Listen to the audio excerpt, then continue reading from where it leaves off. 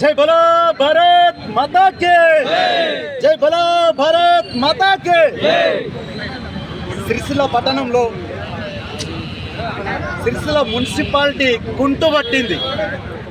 వాస్తవానికి గత 2 నెలల నుండి ప్రధానమైనటువంటి నీటి సమస్య, నీటి ఎద్దడిని సిరిసిల్ల ప్రజలు అత్యంత దయనీయ పరిస్థితుల్లో ఎదుర్కొంటారు.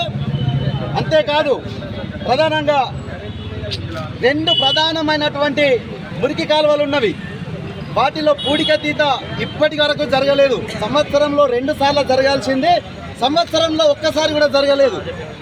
అంతేకాదు ప్రతి డ్రైనేజ్లో దాంట్లో ఉన్నటువంటి పుడికను తీస్తుర్రు, అక్కడే కుప్పల్లాగా పెడుతుర్రు.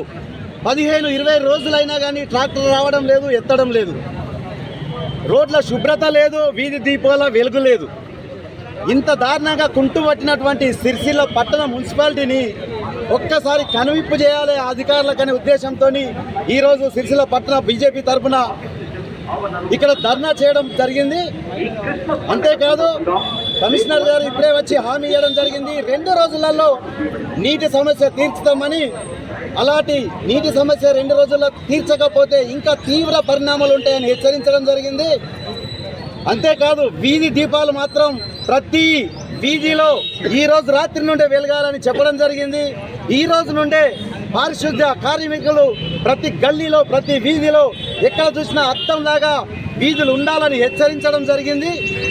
అంతేకాదు ప్రతి ఒక్కరు కూడా ఏ సమస్య వచ్చినా కానీ మీ పరిధిలో ఉన్నటువంటి అక్కడ జవాన్లను కావచ్చు, వార్డుకు వచ్చేటువంటి మున్సిపాలిటీ వాళ్ళని కావచ్చు, ఖచ్చితంగా ప్రజలందరూ మీ సమస్యలను తెలియజేయాలి.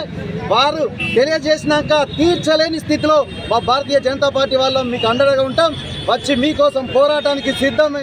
ఎప్పుడు ఎల్లప్పుడూ ప్రజల వెంట భారతీయ జనతా పార్టీ ఉంటుంది. అంతేకాదు ప్రతిరోజు ఇప్పటికీ ఇంటింటికి ఒక 10 సార్లు టాక్స్ వసూలుకు తిరిగినటువంటి ఈ అధికారులు ప్రజల సమస్యలు మాత్రం పట్టించుకునే పాపాన లేరు. అందుకే ఈరోజు మేము రోడ్డు ఎక్కాల్సిన పరిస్థితి వచ్చింది.